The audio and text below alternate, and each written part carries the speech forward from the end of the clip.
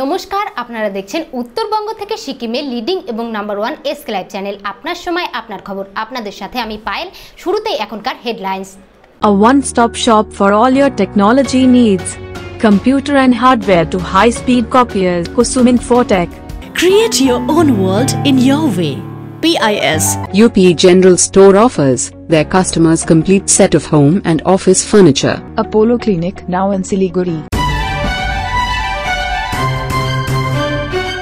বিজেপির ফ্যাসিবাদের বিরুদ্ধে লড়ছে তৃণমূল, দাবি মমতার। ভোটের পর ইভিএম ও ভিভিপ্যাট মেশিনগুলি রাখা হলো সুরক্ষা ঘরে। চুঁচুড়ায় বিজেপি প্রার্থী লকেটের বাড়ি লক্ষ্য করে দুষ্কৃতী হামলা। সাংবাদিক নিগ্রহের ঘটনায় দোষীদের শাস্তির দাবিতে সরব প্রেস ক্লাব। আসছে সংবাদ বিস্তারে। তৃতীয় দফায় আরও বাড়ছে বাহিনীর সংখ্যা। 3 দফার ভোটের জন্য আরও 50 কোম্পানি বাহিনী চাওয়া হবে, এমনটাই জানালেন বিশেষ পর্যবেক্ষক অজয় নায়েক। আগামী 23শে এপ্রিল রাজ্যের তৃতীয় দফার ভোট। ওই দিন বালুরঘাট, মালদা উত্তর, মালদা দক্ষিণ, জঙ্গিপুর ও মুর্শিদাবাদ এই 5 কেন্দ্রে ভোট গ্রহণ। বাহিনীর সংখ্যা বাড়ানোর পাশাপাশি অজয় নায়েক আরও জানান, অর্ণব রায়ের জায়গায় নোডাল অফিসার হিসেবে নদিয়ায় অন্য অফিসার নিয়োগ করা হচ্ছে। সূত্রের খবর। বিজেপির বিরুদ্ধে একটা ভোট মানে একটা থাপ্পড়, বালুরঘাটে চড়া সুর মমতার। বালুরঘাটের সভা থেকে মমতা বন্দ্যোপাধ্যায় বলেন, বিজেপি আদিবাসীদের উপর অত্যাচার করে, ওরা ক্ষমতায় এলে শিল্প সংস্কৃতি কিছুই টিকবে না। বিজেপির ফ্যাসিবাদের বিরুদ্ধে লড়াই করছে তৃণমূল। 2019 মানে বিজেপি ফিনিশ। গঙ্গারামপুরের সভা থেকেও একই মনোভাব নিয়ে বিজেপির বিরুদ্ধে সুর চড়ালেন তৃণমূল সুপ্রিমো। বললেন, মোদির মতো চৌকিদার বাংলার মানুষ চায় না, আগে দিল্লি সামলাক, তারপর বাংলাকে সামলাবে। গণতন্ত্র খর্ব করছে বিজেপি, এবার এনআরসির পাল্টা হবে এনবিসি। বিজেপির বিরুদ্ধে লড়ছে তৃণমূল। 2 দফায় লোকসভা নির্বাচন শেষ হওয়ার পর 16 জন প্রার্থীর ভাগ্যের নির্ণয় রয়েছে ইভিএম মেশিনে। কঠোর নিরাপত্তার মধ্যে ওই মেশিনগুলিকে শিলিগুড়ি কলেজে রাখা হয়েছে। 23শে মে রয়েছে ফের ভোট গণনা। ভোটের পর সমস্ত ইভিএম ভিভিপ্যাটগুলি কেন্দ্রীয় সুরক্ষা আধিকারিকরা স্ট্রং রুমে রেখেছে। শিলিগুড়ি, মাটিগাড়া, নকশালবাড়ি এবং ফাঁসি দেওয়া লোকসভার ইভিএম মেশিনগুলিকে শিলিগুড়ি কলেজের একটি বড় হলে সুরক্ষিতভাবে রাখা হয়েছে। অন্যদিকে জলপাইগুড়ির স্ট্রং রুমে শুক্রবার বিভিন্ন রাজনৈতিক দলের প্রার্থীদের নিয়ে সিলিং ও স্কুটিনি প্রক্রিয়া শুরু হয়। নির্বাচন কমিশনের অবজারভার সহ জলপাইগুড়ির ডিএম, এডিএম, এডিও সহ অন্যান্য সরকারি আধিকারিকদের উপস্থিতিতে বিভিন্ন রাজনৈতিক দলের প্রার্থীদের নিয়ে এই কার্যক্রম চলে। স্ট্রং রুম আমাদের তো এখানে 4টে এসি জন্য স্ট্রং রুম এখানেই রয়েছে। 4টে, একটা কোটিং আছে, 3টে একটা কোটিং। আমাদের 6টা এসি স্ট্রং রুমের সিলিংটা কমপ্লিট হয়ে গেছে। এখন মেডিকেল সিলিং বাকি যারা সিকিউরিটি মেশার্স আছে সেটা রয়েছে। সিলিংগুলো চুঁচুড়ায় বিজেপি প্রার্থী লকেট চট্টোপাধ্যায়ের বাড়িতে দুষ্কৃতী হামলা, চলে ভাঙচুর। ব্যান্ডেলের লিচুতলায় অবস্থিত লকেটের বাড়ি শান্তিনিকেতনে। অভিযোগ, শাসক দল আশ্রিত দুষ্কৃতীরা শুক্রবার সকালে তার বাড়িতে হামলা চালায়। বাড়ির জানলা দরজার কাচ লক্ষ্য করে ইট ছুঁড়ে মারা হয়, ভাঙচুর করা হয় চেয়ার টেবিলও, ছিঁড়ে দেওয়া হয় দলীয় পতাকা। যদিও অভিযোগ অস্বীকার করে স্থানীয় তৃণমূল নেতৃত্বের দাবি, বিজেপির গোষ্ঠীদ্বন্দ্বের জেরেই এই ঘটনার জের। সূত্রের খবর। লোকসভা নির্বাচনের দিন একের পর এক সাংবাদিক নিগ্রহের ঘটনার প্রতিবাদে সরব ইসলামপুর মহকুমা প্রেস ক্লাব। শুক্রবার সংশ্লিষ্ট বিষয়ে ইসলামপুরের মহকুমা শাসক তথা মহকুমা নির্বাচন আধিকারিকের মাধ্যমে রাজ্যের মুখ্য নির্বাচন আধিকারিকের কাছে অভিযোগ জানায় প্রেস ক্লাব। ইসলামপুর মহকুমা প্রেস ক্লাবের সম্পাদক কাজল মণ্ডল জানান, সংবাদ সংগ্রহ করতে গিয়ে ইসলামপুরের পাটাগোড়া এলাকায় আক্রান্ত হয়েছেন সাংবাদিক তথা সংস্থার সদস্য মেহেদি হেদায়েতুল্লাহ। খবর সংগ্রহ করতে গিয়ে কেন্দ্রীয় বাহিনীর হাতে নিগৃহীত হন অপর সাংবাদিক মনজুর আলমও। এছাড়াও গোয়ালপুকুর থানার কাটা ফুলবাড়ি এলাকায় সংবাদ সংগ্রহ করতে গিয়ে সেখানেও গণপ্রহারের শিকার হন কলকাতার বৈদ্যুতিন মাধ্যমের 2 সাংবাদিক পার্থ প্রতিম ঘোষ ও স্বপন মজুমদার। অবিলম্বে সাংবাদিক নিগ্রহের ঘটনায় অভিযুক্তদের দৃষ্টান্তমূলক শাস্তির দাবি জানিয়েছেন প্রেস ক্লাবের সদস্যরা। লোকসভা নির্বাচনের 2 পর্যায়ের ভোট গ্রহণ সম্পন্ন। এর মধ্যেই ঐতিহাসিক রাজনৈতিক ঘটনার সাক্ষী হতে চলেছে দেশ।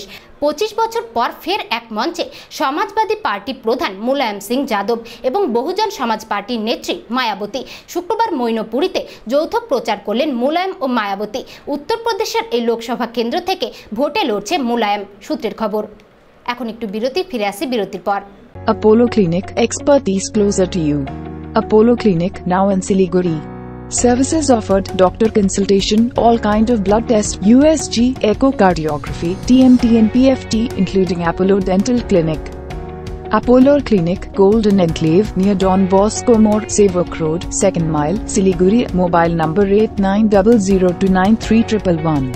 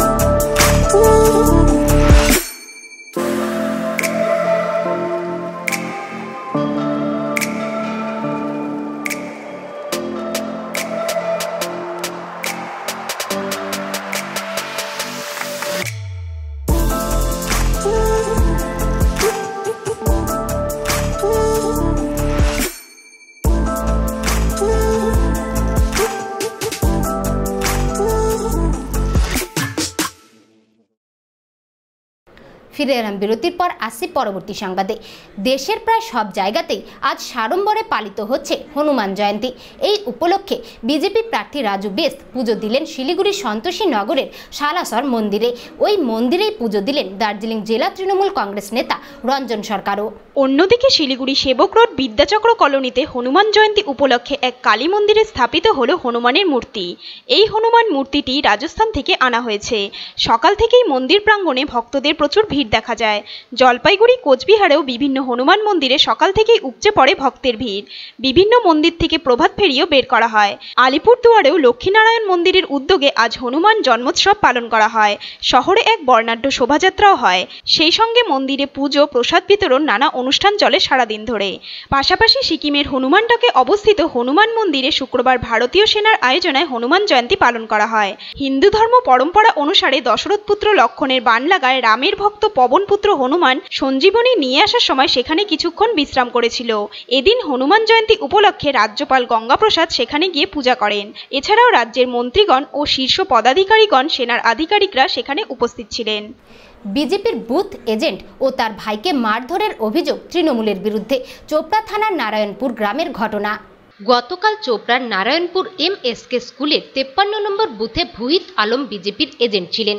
অভিযোগ, ভোট চলাকালীন ওই বিজেপি এজেন্টকে হুমকি দিয়েছিল তৃণমূল আশ্রিত দুষ্কৃতীরা। আজ সকালে কাজে যাবার সময় ফের তাকে মারধর ও হুমকি দেওয়া হয় বলে অভিযোগ। তাদের কথা না শুনেই ভুহিত কাজে চলে যায়। কর্মক্ষেত্রে পৌঁছানোর পর বাড়ি ফিরতে বলে তার পরিবার। বাড়িতে ফেরার পথে ওই দুষ্কৃতীরা তার উপর হামলা এবং মারধর করে বলে অভিযোগ। সেই খবর চাউর হতেই পরিবারের সদস্যরা ছুটে যায়। সেই সময় দাদাকে বাঁচাতে গিয়ে ভাইও আক্রান্ত হয় বলে দাবি। খবর পেয়ে ঘটনাস্থলে পৌঁছায় চোপড়া পুলিশ।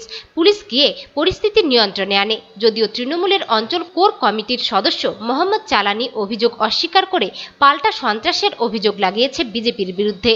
শিশুদের নিরাপত্তার কথা ভেবে এবার আলিপুরদুয়ারের প্রতিটি শিশু উদ্যানে সিসি ক্যামেরা বসানোর দাবি জানালেন অভিভাবকরা। সাথে একজন করে নিরাপত্তা রক্ষীরও দাবি জানিয়েছেন তারা। এছাড়াও পানীয় জল, শৌচালয় তৈরির দাবি করেছেন বাসিন্দারা। বিষয়টি নিয়ে দ্রুত পুরসভার প্রশাসক ও জেলা শাসককে স্মারকলিপি দেওয়া হয়েছে বলে জানিয়েছে অভিভাবকরা। প্রশাসনও বিষয়টি গুরুত্ব দিয়ে দেখছে বলে জানান। শুক্রবার দুপুরে ধূপগুড়ি ব্লকের মাগুরমারি গ্রাম পঞ্চায়েতের উত্তর আলতা গ্রামের মধ্যপাড়ায় একটি বার্কিং ডিয়ার ঢুকে পড়ায় চাঞ্চল্য। হরিণটি পার্শ্ববর্তী সোনাখালী জঙ্গল থেকে পথ হারিয়ে ওই গ্রামে ঢুকে পড়ে। সেই সময় স্থানীয় কুকুরের দল হরিণটিকে তাড়া করে। দেখতে পেয়ে গ্রামবাসীরা কুকুরগুলোকে তাড়িয়ে হরিণটিকে উদ্ধার করে বিন্নাগুড়ি স্কোয়াডের বনকর্মীদের হাতে তুলে দেয়। সপ্তদশ লোকসভা নির্বাচন পাহাড়ে শান্তিপূর্ণভাবেই সম্পন্ন। কিছু জায়গায় যুদ্ধকালীন পরিস্থিতি সৃষ্টি হওয়ায় সেখানে রাজ্য ও কেন্দ্রীয় সুরক্ষা বাহিনীর হস্তক্ষেপে পরিস্থিতি নিয়ন্ত্রণে আসে। নির্বাচন নির্বিঘ্নে সম্পন্ন হওয়ায় শুক্রবার পাহাড়ের মানুষদের যাতায়াতে সমস্যা হয়। পথ চলতি গাড়িগুলি নির্বাচনের কাজে লাগানোয় এদিন যান চলাচল স্থগিত হয়ে পড়ে। ফলে দূর থেকে আসা ভোটাররা কার্শিয়াংয়ে গোটা দিন যান সমস্যায় ভোগেন।